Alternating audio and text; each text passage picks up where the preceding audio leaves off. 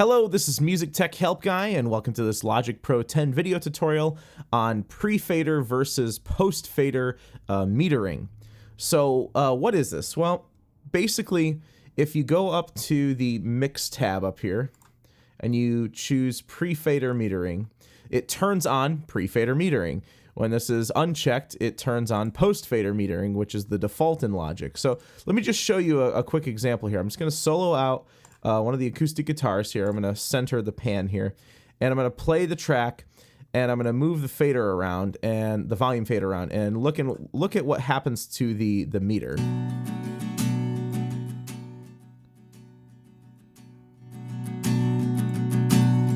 So as you move the fader up, the meter goes up. As you go down, the meter goes down. Well, what's the problem with that? Well, it's the default in Logic. Well, it can sort of lull us into a false sense of security that we don't have any clipping going on in our mix. If you go up to Mix again and turn on your pre-fader metering, if I move that fader around,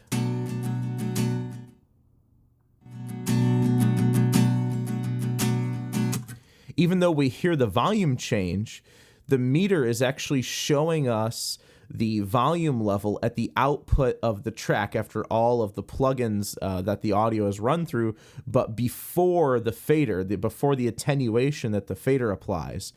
So again, what's the big deal? Well, if we're working in a situation where, let's say we want to add some pretty heavy compression to this. Let's add some heavy compression.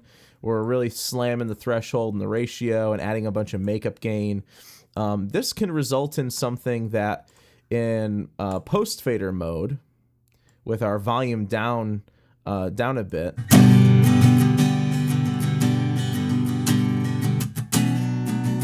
can result in something that isn't clipping. The problem with that is it's not that the signal isn't clipping. The signal actually is clipping. If I set this back to unity gain and play this back, it's going to be really loud and it's going to clip.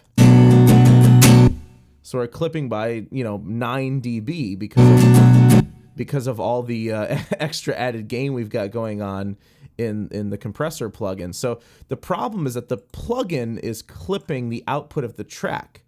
So if you're unfamiliar with mixing, or mixing is sort of like a new thing to you, when you pull the fader down, that doesn't get rid of the clipping. All you're doing is you're pulling down the clip level. So let me give you a diagram just to sort of explain this a little bit better. So here's, like, let's say this is our completely unclipped waveform, no processing.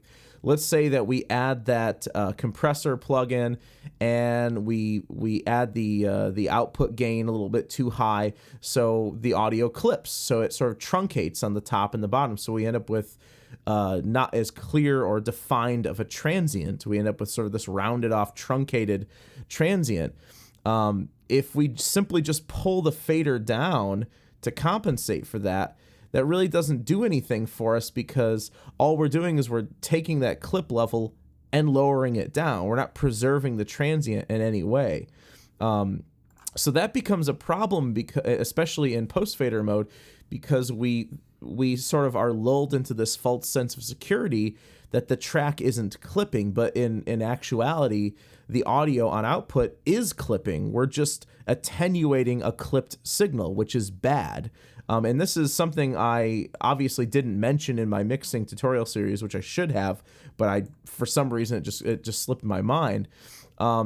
So when I mix, I actually like to work in pre-fader mode, because no matter where the fader is,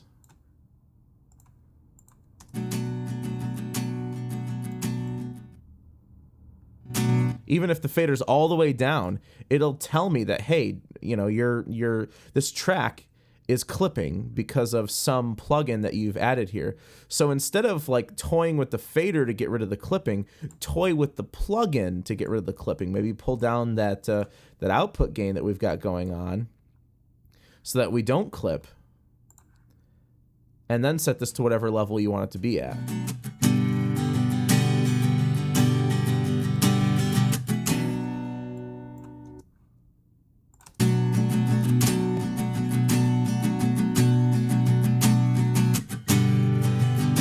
So we're constantly seeing the pre-fader level. We're seeing the level before the fader is actually attenuating the signal, and therefore we can preserve our transients, and in the end we can end up with a mix where the punchy instruments like snare drum and kick drum, and in our case acoustic guitar, the instruments that really need that punch can really come through in the mix because we're not accidentally truncating those signals.